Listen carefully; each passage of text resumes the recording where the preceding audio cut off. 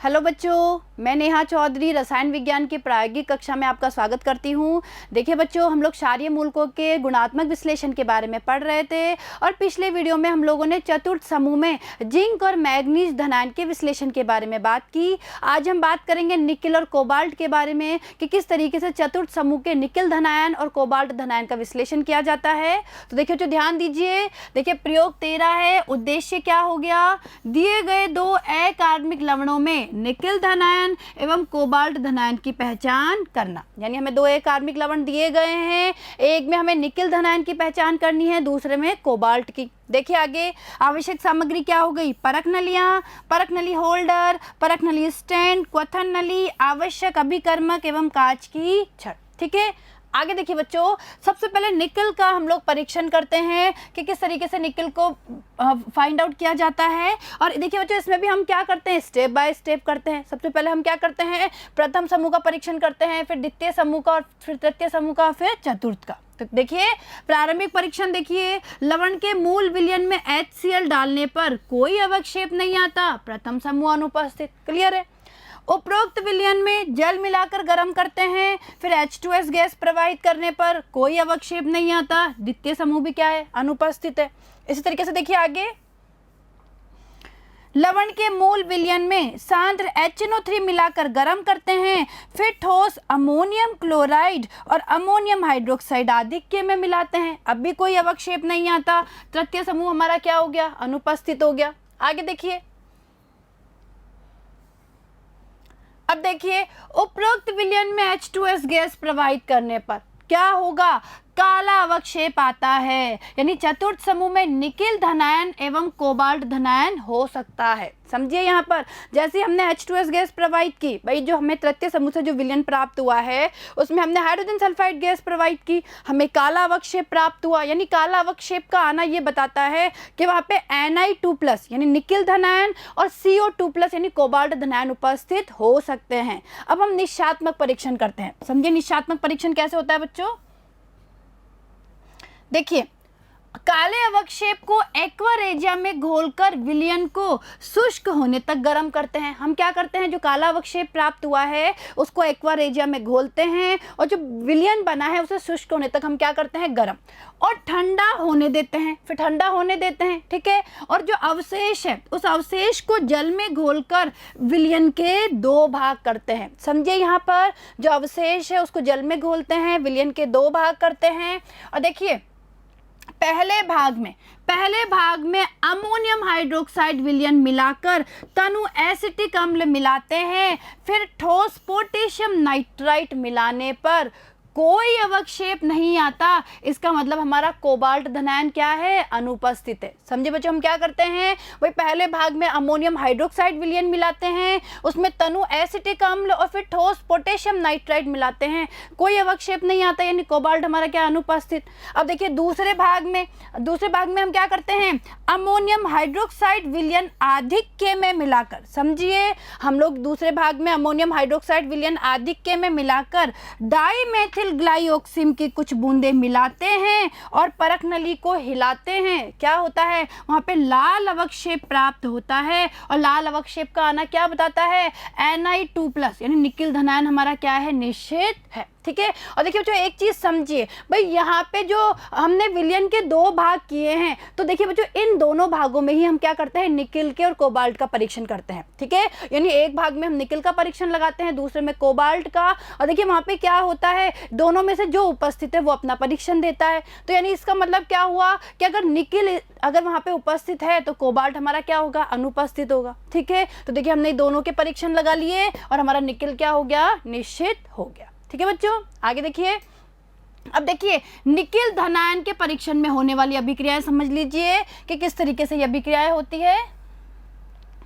तो देखिए बच्चों, हमने क्या किया, हमने एक्वा रेजिया में जो काला अवक्षेप है उसको घोला। तो देखिए क्या अभिक्रिया होगी, 3NiS + 2HNO3 + 6HCl। ठीक है, क्या बना, देखिए NiCl2 हमारा अवक्षेप घुल जाएगा, nickel chloride, 3NiCl2 + 2NO + 3S और 4H2O। ठीक है, ये निर्माण होगा, यानी हमारा जो वहाँ पे काला अवक्षेप है वो घुल गया। इसके बाद हम क्या करते हैं, हमारे काले अवक्षेप में हम लोग अमोनियम हाइड्रोक्साइड मिलाते हैं। भाई निकल के परीक्षण में हमने पढ़ा था ना कि हम क्या करते हैं, भाई जो हमारा अवक्षेप है, देखिए समझे, यहाँ पर एक्वा रेजिया में घोलते हैं, विलयन को शुष्क करते हैं, ठंडा करते हैं और अवशेष को जल में घोलते हैं और फिर उसमें क्या मिलाते हैं, अमोनियम हाइड्रोक्साइड आधिक्य में मिला के डाईमेथिल ग्लाइऑक्सिम मिलाते हैं। तो देखिए जो क्या होता है यहाँ पे हम लोग देखिए अभिक्रिया NiCl2 + 2 NH4OH, भाई अमोनियम हाइड्रोक्साइड मिला रहे हैं और साथ में देखिए DMG, देखिए जो DMG का मतलब है डाईमेथिल ग्लाइऑक्सिम। तो देखिए अभिक्रिया NiCl2 + 2 NH4OH + 2 DMG डाईमेथिल ग्लाइऑक्सिम है। तो देखिए बच्चों इस तरीके से निकल का क्या बनता है, डाईमेथिल ग्लाइऑक्सिम के साथ में संकुल बन जाता है, निकल DMG कॉम्प्लेक्स बनता है और इसी के कारण क्या होता है वहाँ पे लाल रंग, क्या होता है यहाँ पे जो लाल अवक्षेप है, जो हम लाल अवक्षेप की बात कर रहे हैं वो इसके कारण आता है। साथ में देखिए अमोनियम क्लोराइड, दो अणु अमोनियम क्लोराइड के और 2 अणु वहाँ पे किसके बनते हैं, जल के। ठीक है, और देखिए जो ये पूछा भी जाता है कि भाई निकल का अगर प्रैक्टिकल आता है तो उसमें लाल रंग भी डाईमेथिल ग्लाइऑक्सिम डालने पर जो लाल अवक्षेप या लाल रंग आता है वो किस कारण से आता है, वो निकल DMG यानी निकल का डाईमेथिल ग्लाइऑक्सिम के साथ बने हुए संकुल के कारण वहाँ पे लाल अवक्षेप आता है। तो ये आपको पता होना चाहिए। क्लियर है, तो आपको निकल का परीक्षण समझ में आया। आगे चलिए, अब हम कोबाल्ट के परीक्षण की बात करते हैं। देखिए बच्चों जिस तरीके से हमने निकल का किया है वैसे ही सेम कोबाल्ट का होता है। तो देखिए बस इसे तो आप समझ लीजिए। देखिए इसमें भी हम अनुपस्थित बताएंगे एक एक समूह को। देखिए प्रारंभिक परीक्षण, लवण के मूल विलयन में HCl डालने पर कोई अवक्षेप नहीं आता, प्रथम समूह अनुपस्थित। उपरोक्त विलयन में जल मिलाकर गर्म करते हैं, फिर H2S गैस प्रवाहित करने पर कोई अवक्षेप नहीं आता, द्वितीय समूह भी क्या है, अनुपस्थित। इसी तरीके से देखिए लवण के मूल विलयन में, देखिए लवण के मूल विलयन में सांद्र HNO3 मिलाकर गर्म करते हैं, फिर ठोस अमोनियम क्लोराइड और अमोनियम हाइड्रोक्साइड आधिक्य में मिलाते हैं, कोई अवक्षेप नहीं आता, तृतीय समूह भी अनुपस्थित। और अब आगे देखिए उपरोक्त विलयन में यानी तृतीय समूह के परीक्षण के बाद जो विलयन हमें प्राप्त हुआ तो उपरोक्त विलयन में H2S गैस प्रवाहित करने पर काला अवक्षेप आता है, यानी चतुर्थ समूह में निकिल धनायन एवं कोबाल्ट धनायन हो सकता है। ठीक है, अब क्या करेंगे, वही काले अवक्षेप को एक्वा रेजिया में घोलेंगे। देखिए इसमें आगे देखिए निश्चयात्मक परीक्षण, काले अवक्षेप को एक्वा रेजिया में घोलकर विलयन को शुष्क होने तक गर्म करते हैं और ठंडा होने देते हैं। अब अवशेष को जल में घोलकर विलयन के 2 भाग करते हैं। और समझे बच्चों, वही पहले भाग में अमोनियम हाइड्रोक्साइड विलयन आधिक्य में मिलाकर डाईमेथिल ग्लाइऑक्सिम यानी DMG की कुछ बूंदें मिलाते हैं, परख नली को हिलाते हैं, कोई अवक्षेप नहीं आता। देखिए तो समझिए यहाँ पे लाल अवक्षेप नहीं आएगा क्योंकि निकिल उपस्थित ही नहीं है, यानी कोई अवक्षेप नहीं आता, यानी हमारा निकिल धनायन क्या है, अनुपस्थित है। अब हम आगे कोबाल्ट का परीक्षण करेंगे। देखिए दूसरे भाग में अमोनियम हाइड्रोक्साइड विलयन मिलाकर तनु एसिटिक अम्ल मिलाते हैं, फिर ठोस पोटेशियम नाइट्राइट मिलाते हैं और अब देखिए पीला अवक्षेप, समझिए बच्चों पीला अवक्षेप आता है और पीला अवक्षेप का आना ही क्या बताता है, हमारा जो कोबाल्ट धनायन है वो क्या है, nation.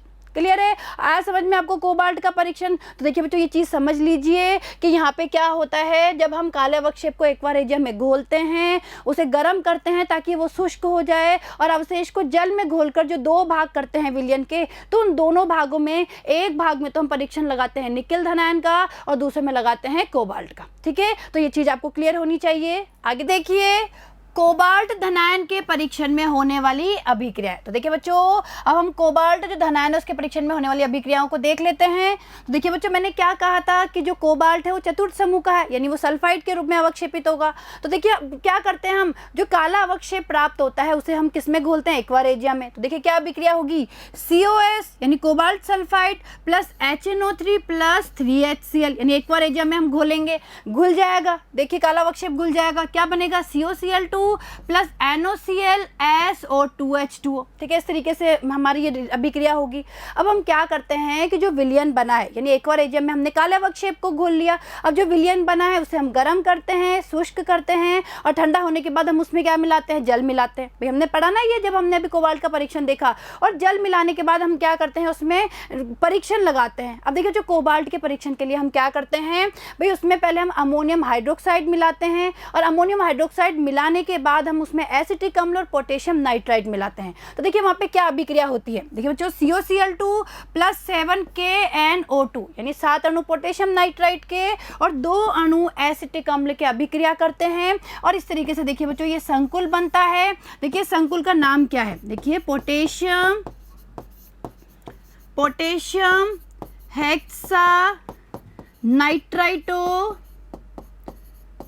Hexa nitrito cobaltate third. देखिए बच्चों वहाँ पे ये संकुल बनता है, और इसी संकुल के कारण कोबाल्टेट थर्ड है, इसी संकुल के कारण पीला अवक्षेप आता है। भाई हमने पढ़ा ना वहाँ पीला अवक्षेप आता है। तो देखिए ये जो हमारा संकुल बनता है इसका नाम क्या है, potassium hexa nitrito cobaltate third ये संकुल बनता है, इसी के कारण वहाँ पे पीला अवक्षेप आता है। आगे देखिए 2KCl प्लस 2CH3COO यानी पोटेशियम एसीटेट बनेगा NO प्लस H2O। क्लियर है? तो आया समझ में आपको कि जो कोबाल्ट का परीक्षण करते हैं तो क्या क्या अभिक्रियाएं होती है। चलिए आगे देखिए। अब देखिए परिणाम, दिए गए प्रथम लवण में धनायन निकल आयन, देखिए बच्चों Ni2 प्लस तथा द्वितीय लवण में कोबाल्ट आयन CO2 प्लस उपस्थित है। क्लियर है? तो देखिए बच्चों हमने निकेल आयन और कोबाल्ट आयन के परीक्षण के बारे में पढ़ लिया है। और देखिए अब हम लैब में चलते हैं, और लैब में जो 2 अकार्बनिक लवण हमें दिए गए हैं तो उनमें से एक अकार्बनिक लवण में हम निकेल आयन की और दूसरे में कोबाल्ट आयन की पुष्टि करते हैं, यानी उनका परीक्षण करते हैं। तो चलिए लैब में।